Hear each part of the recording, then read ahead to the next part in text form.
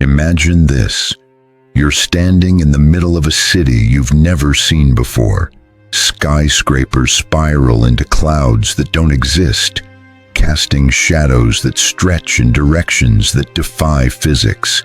Time bends. Your childhood best friend walks by with gray in his hair, while your long-deceased grandmother waves from a window, not a day older than when you last saw her. You look down at your hands. One is made of glass, the other is missing entirely, yet you feel whole. The street hums, not with cars or people, but with the sound of 1,000 whispered truths, in a language you've never heard, and yet inexplicably understand. You blink, and it's all gone. You wake up. It was just a dream. But was it?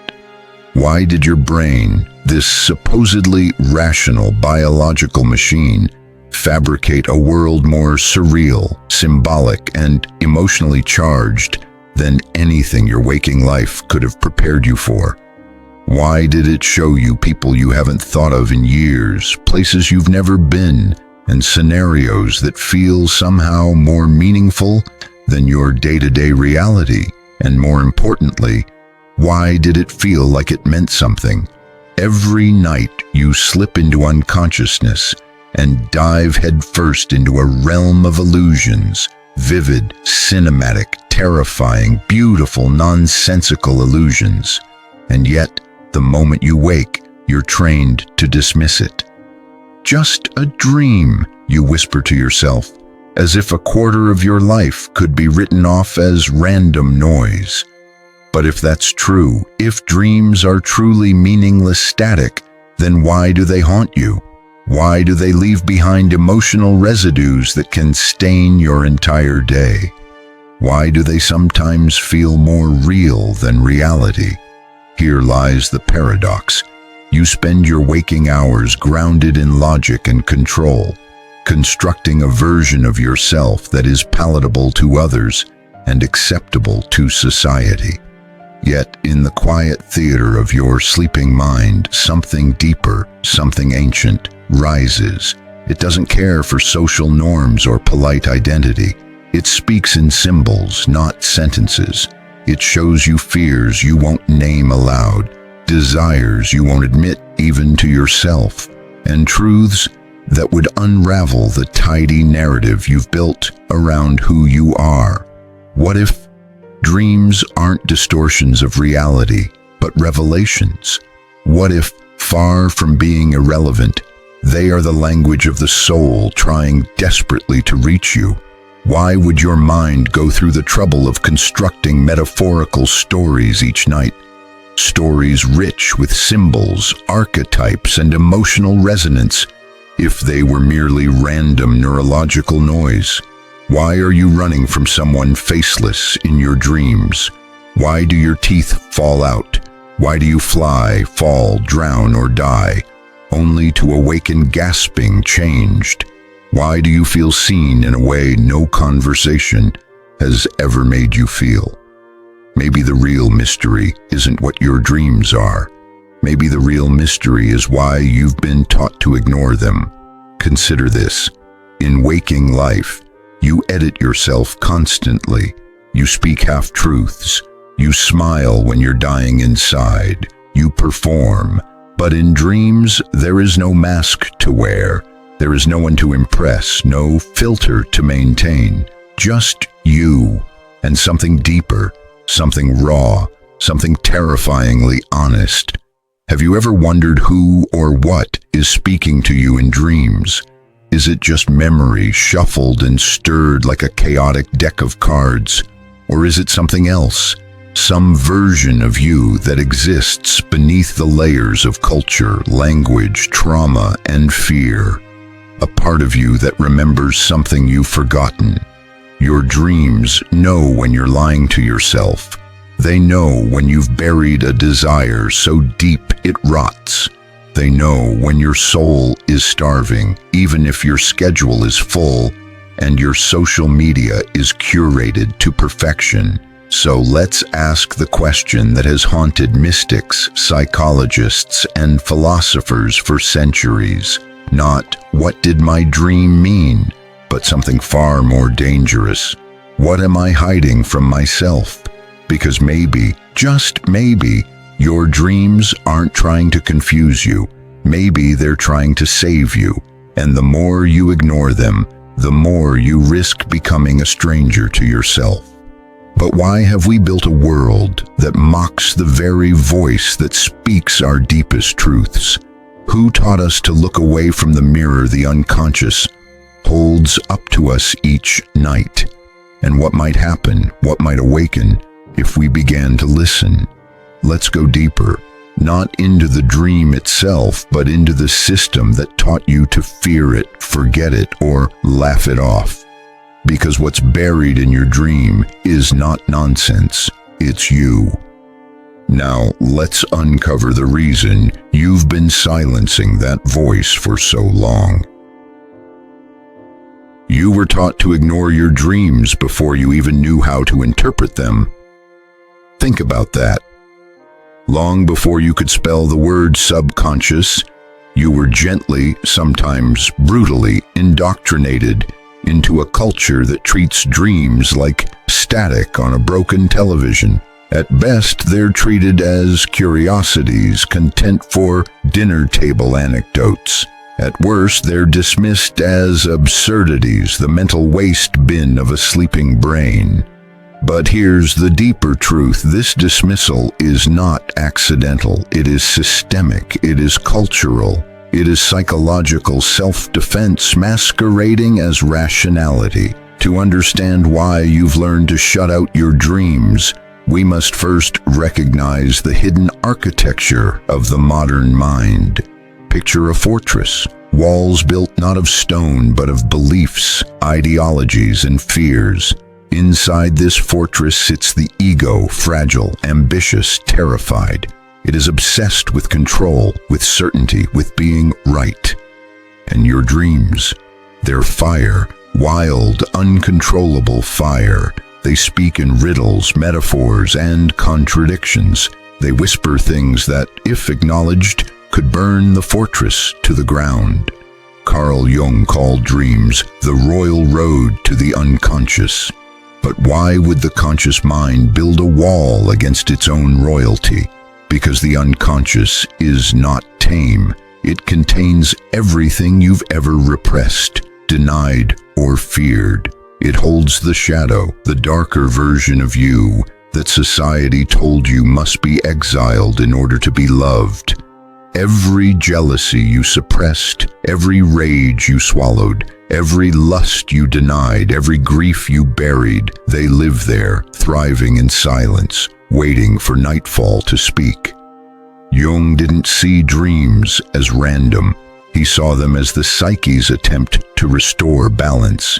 If your waking life strays too far from your authentic nature, too repressed, too false, too detached, your dreams become louder, stranger, more urgent. They are the unconscious compensating for the imbalance your ego can no longer detect. But this compensatory function is dangerous in a world that worships conformity. Society depends on your forgetfulness. Nietzsche warned us, man is a rope stretched between the animal and the Übermensch. But modern culture, structured, industrialized, and digitalized, wants you static, predictable, efficient. You are not encouraged to explore the edges of yourself, only to perfect the surface. The marketplace demands identity, not depth. The educational system drills facts, not self-inquiry. The workplace rewards consistency, not introspection. And dreams, those beautiful, maddening ruptures in the veil, threaten all of it. Arthur Schopenhauer believed that beneath all human striving lies a blind, irrational will, an urge that escapes logic. Dreams expose this will. They show you the parts of yourself that don't make sense to your conscious narrative. And so, we suppress, we anesthetize. We reduce dreams to random firings or, worse, content for pseudo-spiritual memes. But repression comes at a cost. As Freud warned, unexpressed emotions will never die. They are buried alive and will come forth later in uglier ways. What he didn't say, but Jung later expanded upon, is that these buried forces don't just return, they speak, and they use dreams as their native tongue. Look at the recurring dream. You're back in school, but it's exam day and you haven't studied. Or you're trying to scream, but no sound comes out. These aren't mere anxieties playing out in whimsical form. They are metaphors. They are stories told by the parts of you that have no access to language in the waking world. They are messages from the basement of your psyche pleading for your attention. But attention is terrifying, because once you begin to really pay attention to your dreams, you start to question everything else: your job, your relationships, your goals, your identity. And this is where Jean-Paul Sartre's existential dread creeps in. If our dreams show us a deeper truth, then perhaps our waking lives are the lie. Perhaps the persona, the social mask, is a facade so convincing even you believe it. To take dreams seriously is to admit you are not who you thought you were, that your consciousness is not a solid state but a battlefield, that your soul may be whispering to you, but you've stopped listening. Viktor Frankl once said, "When a person can't find a deep sense of meaning, they distract themselves with pleasure." In this age of scrolling, binging, consuming, and achieving, dreams stand as the final rebellion of meaning in a meaningless culture. They are what's left when the noise stops. They are what remains when the lights go out. But there is a more subtle reason dreams are feared. They don't play by the rules. In dreams, dead people speak. Time folds, animals become oracles. Your lover becomes your enemy becomes your twin. These images shatter the binary systems your ego depends on. They collapse identity into archetype.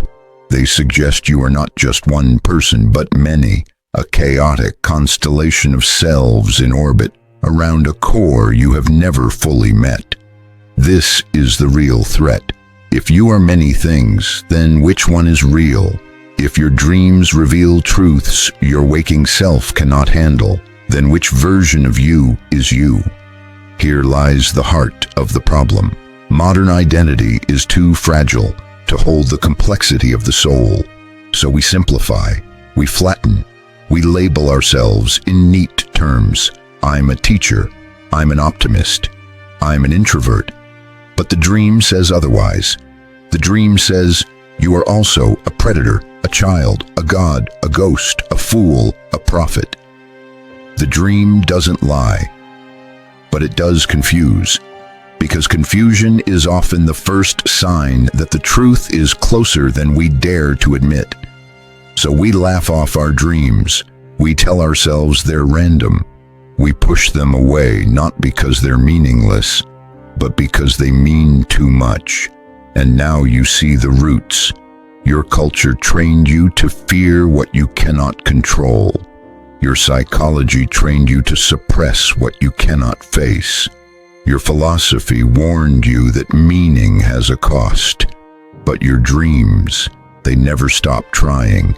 And the longer you ignore them, the louder they will become. Because the unconscious has no off switch.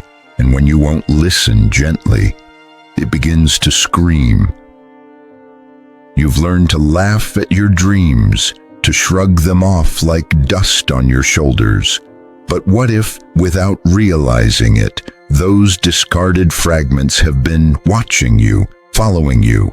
What if the parts of yourself that you silence at night begin to speak through your behavior during the day? You wake up from a nightmare and try to forget it, but by lunchtime you're inexplicably anxious. You snap at a friend. You scroll endlessly, searching for distraction. Your body is tense, your thoughts spiral, Your sense of purpose flickers like a dying flame, but you don't connect the dots. You never think, this is the dream trying to get out, because that would imply you're not in control. But here's the secret, you never were.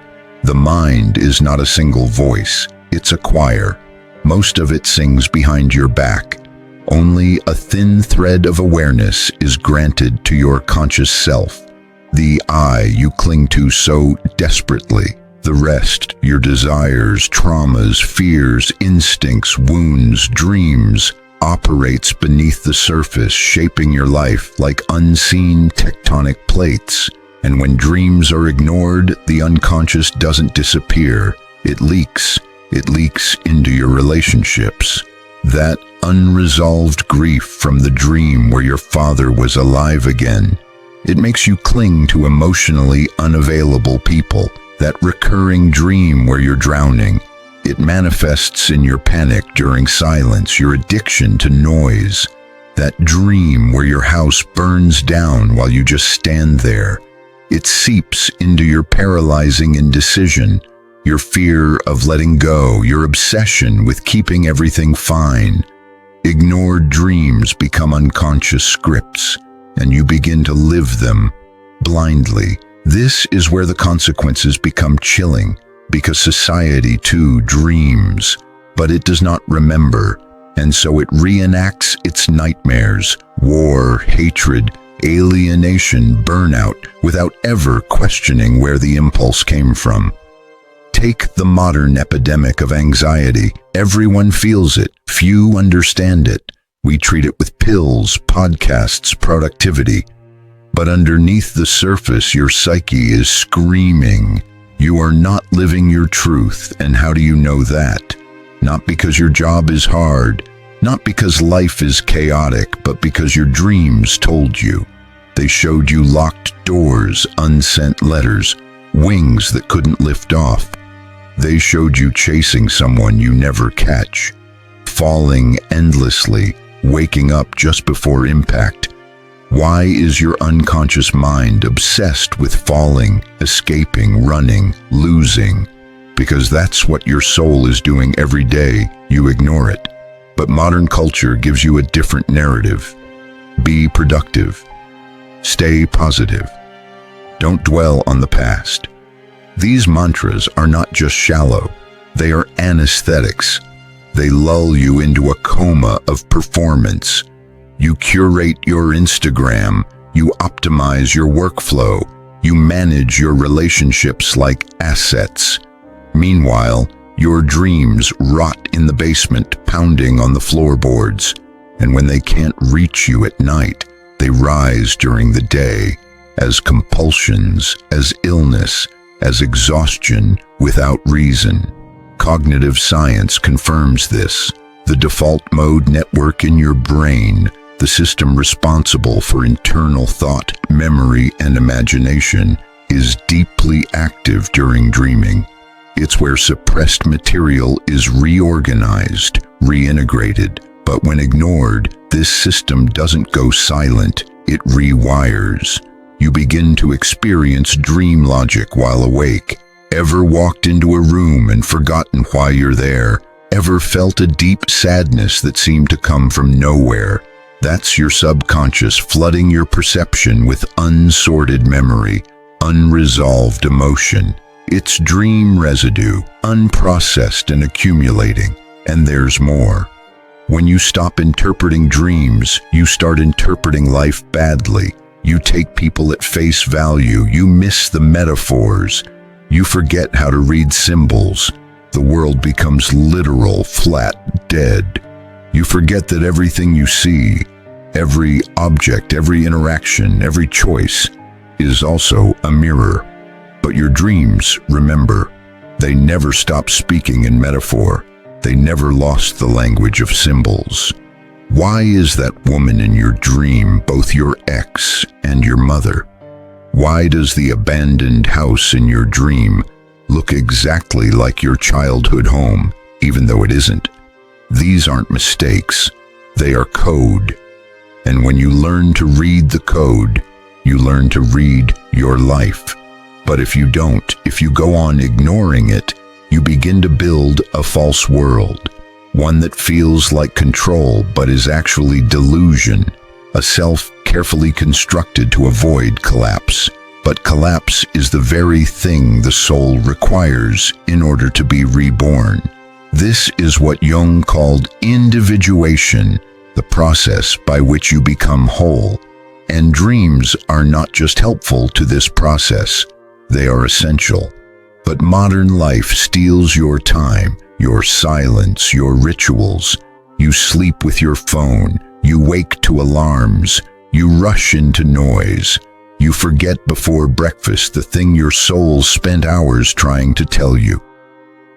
And here's the irony. The more civilized we become, the more fragmented we feel. We call it progress. But beneath the surface, we're regressing. Away from wholeness, away from myth, away from the unconscious. We've traded dreams for data, meaning for metrics, wonder for convenience. And we're starving. Aldous Huxley warned that we'd be drowned not by censorship, but by irrelevance, that the truth would be buried under a mass of distractions.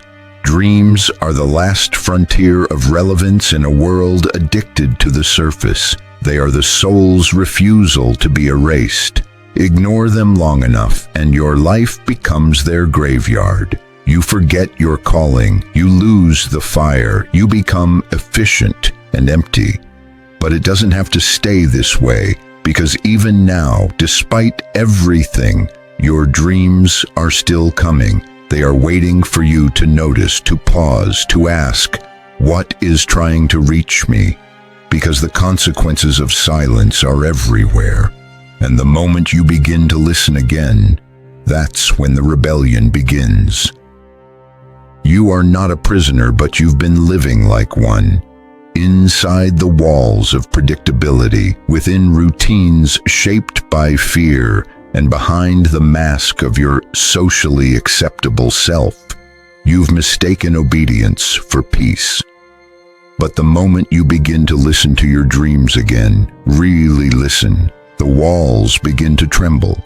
This is not healing in the soft, sanitized way the self-help industry sells it. This is not about affirmations, bath bombs, or journaling prompts printed in gold ink. This is a mutiny, a philosophical jailbreak, a psychological revolution, and revolutions by nature are messy. To break free, you must first do what you were never taught to do. Take your inner world seriously, not as metaphor, not as escapism, but as reality, a deeper, more intimate truth than anything the external world can offer. It starts with one radical gesture. You stop running from your dreams. That means remembering them, recording them, speaking them aloud, letting them breathe, even when they don't make sense, especially when they don't make sense, because truth doesn't come as clarity. It arrives disguised as confusion. And yet, this simple act, writing down a dream before the world's noise gets in, is the first matchstick. It's the moment you begin to reclaim your language. Dreams speak in symbols. They require interpretation not to be clever, but because your soul refuses to speak in cliché. It knows that only metaphor can carry the weight of your truth. Take that dream where your teeth are falling out. It's not random.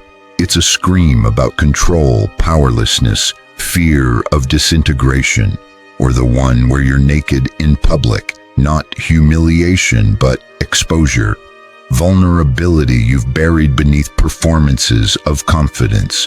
When you decode the dream, you start decoding your life. But this isn't just about understanding, it's about becoming. You begin to see the mythic patterns beneath your choices. You realize your recurring dreams aren't psychological glitches. They are chapters in a story you're not finished telling. Archetypes emerge.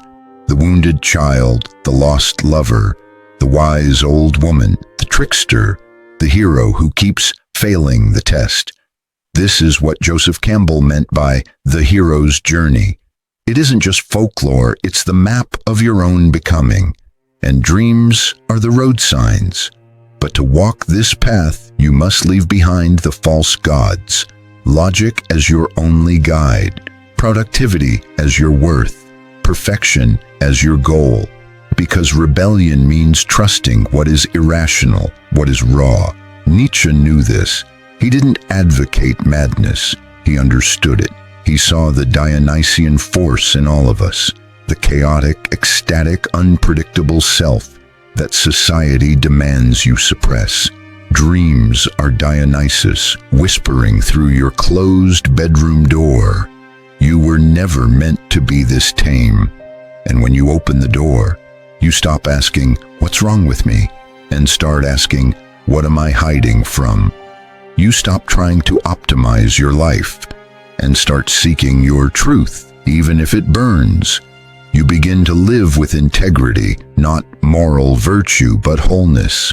You let your contradictions speak. You admit that you are capable of both tenderness and cruelty, brilliance and absurdity, longing and detachment. The dream has always known this. Now you do too, and the rebellion spreads.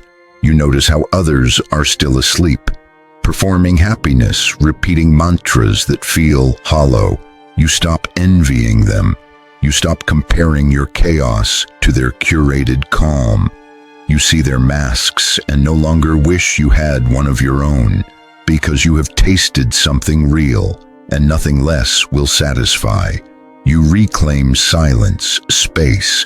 You stop filling every moment with noise. You create a sacred place for dreaming, before sleep, after waking. You treat your inner life as a temple. You learn to sit with the uncomfortable dream, the violent one, the sexual one, the one that disgusts you, because in it lives your shadow, the part of you that holds your power. Carl Jung warned, "Until you make the unconscious conscious, it will direct your life and you will call it fate." The rebellion is this. You stop calling it fate. You stop saying, "This is just who I am," and start asking, "Who could I become if I truly listened?" This is not a painless journey. Reclaiming your dreams means facing what you've buried: shame, regret, rage, yearning. But in that pain is the map back to yourself, and you are not alone. Throughout history, those who changed the world were dreamers, not the sentimental kind, but the ones who let the unconscious crack open their minds. Joan of Arc followed voices. Einstein decoded the structure of the universe from a dream of riding a beam of light.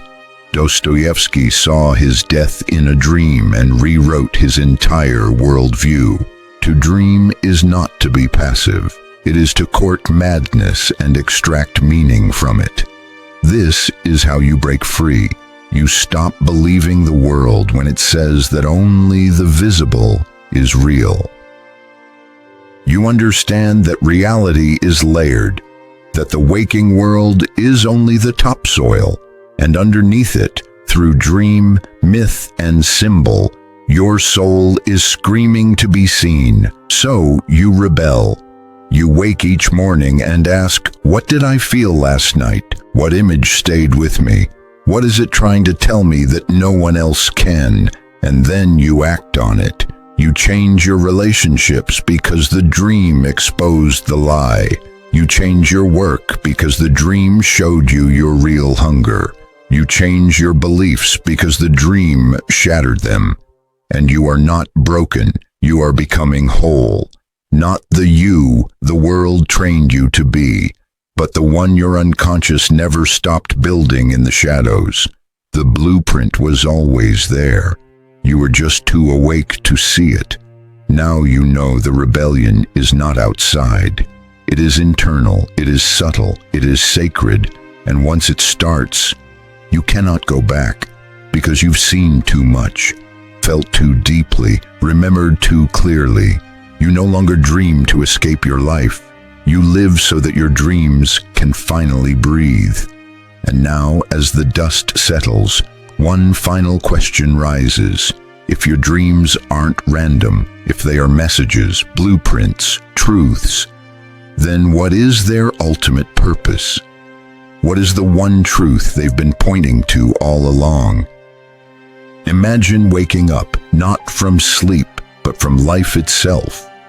You sit up, look around, and realize something devastating and beautiful all at once.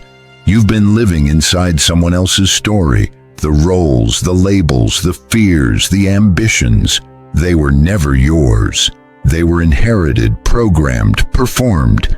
And then you remember the dream, not a specific one perhaps, but the pattern, the feeling, the myth you've been swimming in night after night, falling, searching, dying, transforming. You see, now it was never just a dream. It was a signal, a summons to awaken, not from unconsciousness, but from illusion. This is the final, most haunting truth. Your dreams have been whispering all along. You are not who you think you are. The identity you defend, the story you tell yourself about yourself. It's a mask stitched from memory and survival. You crafted it to function, to be loved, to avoid pain.